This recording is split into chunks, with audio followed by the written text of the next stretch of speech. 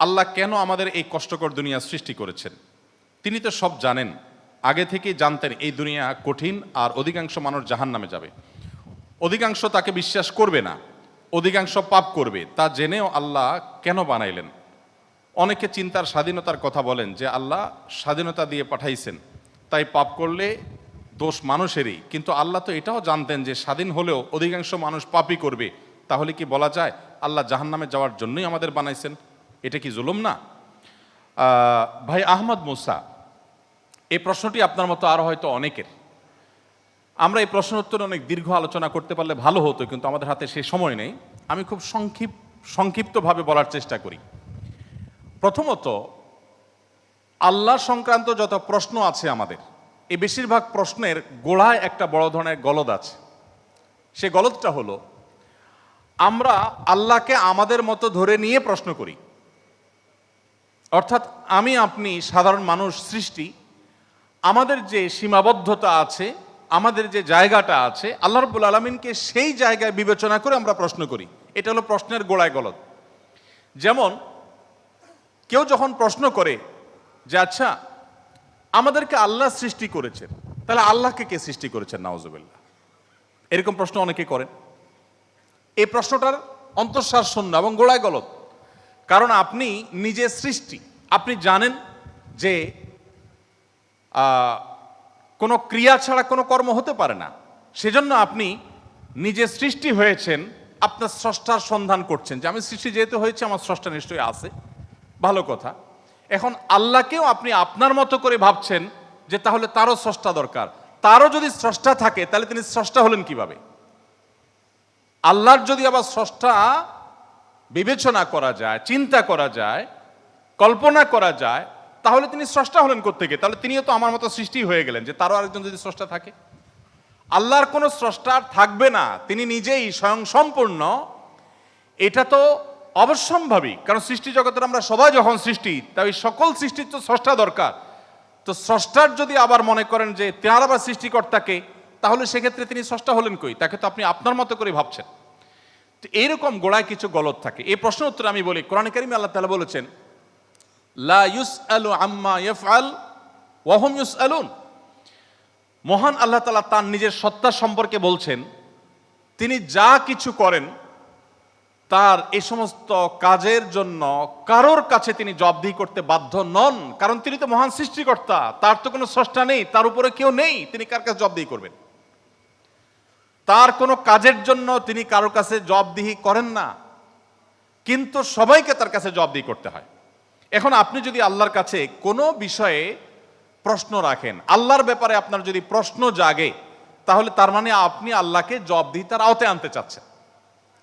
মহান সৃষ্টিকর্তা যিনি সকল কিছুর সৃষ্টিকর্তা, তাকেও যদি আপনি জবাবদিহিতার আওতায় আনতে চান, তাহলে তিনি মহান সৃষ্টিকর্তা হলেন কিভাবে সম্ভব?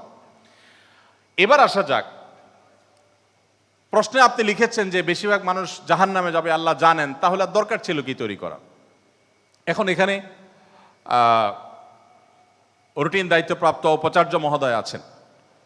যদি বলা হয় কোনো শিক্ষা প্রতিষ্ঠানের প্রধানকে যে স্যার, আপনি জানতেন আমরা বেশিরভাগ ছাত্র পরীক্ষা ভালো করব না, আমরা আন্দোলন সংগ্রাম নিয়ে ব্যস্ত ছিলাম, পরীক্ষাটা ভালো হবে না, আপনি জানতেন স্যার, তারপর আপনি পরীক্ষাটা কেন দিলেন বলেন?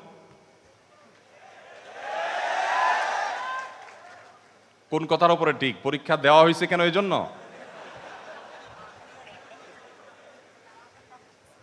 এই প্রশ্নটা যদি করা হয় কোন শিক্ষা প্রতিষ্ঠানের প্রধানকে যে স্যার, বেশিরভাগ ছাত্র আমরা ভালো ছাত্র না, ভালো ছাত্র সবসময় কমই থাকে সংখ্যা, এটা আপনি জানেন স্যার, তারপর আপনি পরীক্ষাটা কেন নিলেন? স্যার যদি পাল্টা প্রশ্ন করেন, পরীক্ষা যদি আমি না নিতাম, তাহলে তোমরা বলতো স্যার আমরা পরীক্ষা দিয়ে দেখতেন, সবাই পারতাম। এ কথা বলার অপশন থাকতো কি থাকতো না? স্যার আপনি পরীক্ষা দেন নাই কেন? আপনি দিতেন, দেখতেন আমরা কি পরিমাণ যোগ্য, কি পরিমাণ পড়াশোনা আমরা করেছি, আন্দোলন করেছি, তাতে কি হয়েছে? পড়া পিছিয়ে নেই আমরা, সব ক্ষেত্রে আগে আছি, এর ফাঁকে ফাঁকে আমরা পড়ালেখা করেছি।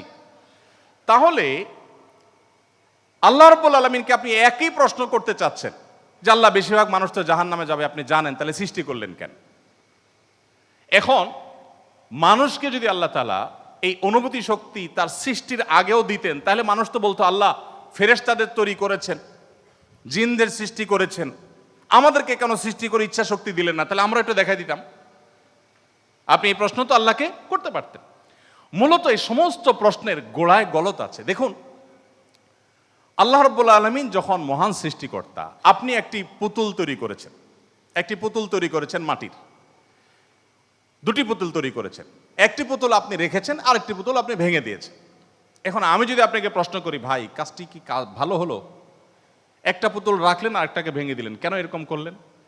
আমার এই প্রশ্ন করাটা আপনাকে যদি আমি জবাব দিই তার আওতায় আনি, যে আপনাকে বলতে হবে এটা ইলজিক্যাল কাজ, কেন করলেন? আপনাকে প্রশ্ন যদি আমি করি, এই প্রশ্ন করার কি অধিকার আসলে আমার থাকার কথা? আপনি পুতুলটা সৃষ্টি করেছেন মাটি থেকে, করে আপনার একটা ভালো লেগেছে রেখেছেন, আর একটা ভালো লাগেনি ভেঙে ফেলেছেন। পৃথিবীর কোনো মানুষ আপনাকে জবাব দিয়ে তার আওতায় আনতে পারে? এই অধিকার আছে কারোর? থাকার কথা না। এটা একান্ত আপনার ব্যাপার। আল্লাহ রাব্বুল আলামিন যখন কিছু মানুষকে জান্নাতে দিবেন, কিছু মানুষকে জাহান্নামে দিবেন, জাহান্নামীদের সংখ্যা অনেক বেশি হবে, এই সংবাদ জানার পর আমার মধ্যে তো এই তাড়া কাজ করার কথা, যদি আমাকে জাহান্নামে যেতে হয় তাহলে আমার পরিণতি কি হবে? তাহলে আমি কিভাবে বাঁচতে পারি, কিভাবে রক্ষা পেতে পারি, কিভাবে আমি আল্লাহর কাছে আর্গুমেন্ট করতে পারি, কিভাবে প্রার্থনা করতে পারি, কিভাবে নিজেকে আমি সে শুদ্ধতার পথে রাখতে পারি? আমার তো সেই প্রচেষ্টা থাকবে। সেটা না করে আমি আল্লাহকে প্রশ্ন করছি, আল্লাহ কেন দিবেন জাহান্নামে, বলেন আগে। ব্যাপারটা কেমন হলো? আসলে আল্লাহ সম্পর্কে ধারণা না থাকার কারণে, বা আমাদের মতো করে আল্লাহকে ভাবনা চিন্তা করার কারণে, কল্পনা করার কারণে এই ধরনের প্রশ্ন আমাদের মনে আসে। যেহেতু আমাদের সামনে জান্নাত অথবা জাহান্নাম দুটি পথের একটি, অতএব একজন ইমানদার, একজন বুদ্ধিমান মানুষ, তিনি তার জান্নাতের পথকে সুগম করার চেষ্টা করবেন, জাহান্নাম থেকে বাঁচার চেষ্টা করবেন। তিনি আল্লাহকে প্রশ্ন ছুড়ে দিবেন না। আল্লাহকে প্রশ্ন ছুড়ে দিয়ে কি হবে বলেন? আমি আরেকটা উদাহরণ দেই। ধরুন, আপনি একজন মানুষ, আপনাকে বলেছে দরখাস্ত দিতে, তুমি আমার কাছে দরখাস্ত দাও। আপনি আপনার এলাকার জনপ্রতিনিধির কাছে কোনো একটা কাজ নিয়ে গিয়েছেন, এবং সাথে দরখাস্ত তো নিয়েছেন, সাথে সুপারিশ নিয়ে গেছেন, হাই হ্যালো নিয়ে গেছেন, কাউকে দিয়ে ফোন করিয়েছেন, নানাভাবে আপনি চেষ্টা করে আপনি গিয়েছেন। সেই ভদ্রলোকের অফিসে যাওয়ার পর আপনি অনেক চেষ্টা করেছেন, কাজটা হয়নি। এখন আপনি কিন্তু জানতেন যে আমি দরখাস্ত লেখার নিয়ম আছে সেই হিসাবে লিখেছি, আবার সুপারিশও করেছি, কিন্তু আসলে হবে সেটাই যেটা তিনি চাইবেন, তার এখতিয়ার আছে এটা পাশ করা বা না করা। এখন আপনি যদি যে তাকে বলেন, ভাই নেতা সাহেব, যেহেতু বিষয়টা সম্পূর্ণ আপনার ইচ্ছাধীন, আপনি দিবেন কি দিবেন না সম্পূর্ণ আপনার এখতিয়ার, আইনও সেভাবে, নিয়মও সেভাবে, সিস্টেমও সেটা, এখতিয়ার 100% আপনার অধীনে, আপনি চাইলে দিবেন, না দিলে নাই, তাহলে নাটক কেন করলেন? দরখাস্ত দেওয়ালেন কেন আমাকে দিয়ে? আমাকে কেন আসতে বললেন? আপনি জানেন সিদ্ধান্ত নেতার হাতে, সিদ্ধান্ত জনপ্রতিনিধির হাতে, সিদ্ধান্ত সে ব্যক্তির হাতে। আপনি জানেন তিনি যা ডিসিশন নেবেন সেটাই হবে। এটা জানার পরও আপনি কিন্তু আপনার চেষ্টায় কোনো ত্রুটি করছেন না, এমনকি আপনি পাবেন না সেই সম্ভাবনা জোরালো হওয়া সত্ত্বেও আপনার চেষ্টা কিন্তু আপনি ত্রুটি করেন না। সেখানে আপনি মানুষ হয়ে বলছেন যে আল্লাহ যাকে জাহান্নামে দিবে সে তো জাহান্নামে যাবেই, এর ব্যত্যয় তো হবেই না, তাহলে আমার আর কষ্ট করে লাভটা কি?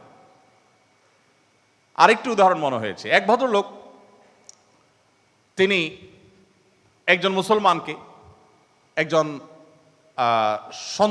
সন্দেহের মধ্যে থাকা মুসলমান, নামকাওস্তে মুসলমান, তিনি একজন সিরিয়াস মুসলমান, প্র্যাকটিসিং মুসলমানকে জিজ্ঞেস করতেছে, ভাই প্রতিদিন নামাজের জন্য আহ্বান করে, ভাই নামাজ পড়তে চলো। তো বেনামাজি মুসলমানটা বলে, না ভাই আমি যাব না। তো একদিন বলতেছে, আচ্ছা শুনেন, আল্লাহর ইচ্ছার বাইরে তো কিছু হয় না, আমি আসলে নামাজে যাই এটা আল্লাহ চাচ্ছেন না, এই জন্য আমি যাই না। তো যেহেতু আল্লাহর ফয়সালা হয়ে গেছে, আমি যেতে পারছি না, তার মানে আল্লাহ আমাকে যাওয়ার তৌফিক দেন না, সেজন্য যাচ্ছি না। তাহলে আপনি অযথা চেষ্টা করে লাভ নাই, কেন আমাকে প্রতিদিন ডাকেন, কোনো দরকার নেই। তো এই ভদ্রলোক তিনি যখন বলেছেন যে আল্লাহ চাইলে তো আমি নামাজ এমনিই পড়তে যাব, আল্লাহ যখন আমার জন্য নামাজের ফয়সালা করবেন, আপনি ডাকা ছাড়াই আমি যাব, আর না করলে তো আমি যাব না, তাহলে আপনি অযথা কেন চেষ্টা করছেন? এই কথা বলার পর ওই নামাজি ব্যক্তি তার আর কোনো উত্তর না দিয়ে পরের দিন এই ভদ্রলোক যখন অফিসে যাবে কাজের জন্য, একই সাথে তারা থাকে, তো তো শার্ট প্যান্ট পরে যখন সে কাজের জন্য বের হবে, তখন তার এই দোস্ত দরজা আটকে ফেললো এবং সামনে দাঁড়ায় বলল, আজকে তো যাওয়া যাবে না। তো বলে, কেন যাওয়া যাবে না? বলে যে আল্লাহ তো রিজিক দাতা, অতএব আপনার নসিবে যেটা আছে সেটা তো এমনিতেই আসবে, আর না থাকলে আসবে না, আপনি গেলেও আসবে না, তাহলে কেন যাচ্ছেন? রিজিকের ব্যাপারে আপনি নামধারী মুসলমান হিসাবে, নামসর্বস্ব মুসলমান হিসাবে আপনি বিশ্বাস করেন যে রিজিকে যা আমার বরাদ্দে আছে সেটা আসবেই, কিন্তু আমার চেষ্টা আমাকে করতে হবে। ওই যে ডিসিশন নেতার হাতে, কিন্তু আমাকে দরখাস্ত দিতে হবে, আমাকে অ্যাপ্রোচ করতে হবে, আমাকে চেষ্টা করতে হবে। আমার এই চেষ্টা করাটা হলো আমার দায়িত্ব। দিবেন কি দিবেন না 100% তার ইখতিয়ারে। আমি জানি তিনি না দিলে আমার চেষ্টা করেও কিছু হবে না, কিন্তু তাই বলে আমি চেষ্টা বন্ধ করব না। ঠিক একইভাবে আমি জান্নাতের জন্য চেষ্টা করব, এটা আমার কর্তব্য, এটা আমার বাঁচা মরার লড়াই। আল্লাহ তাআলা আমাকে জান্নাতে দিবেন কি দিবেন না ডিসিশন তারটাই চূড়ান্ত, তাহলে আমার কাজ করে লাভ কি? এই প্রশ্ন একেবারেই অবান্তর, একেবারেই অযৌক্তিক, কারণ পার্থিব জীবনে অন্য কোনো ক্ষেত্রে আমরা এটাকে অ্যাপ্লাই করি না।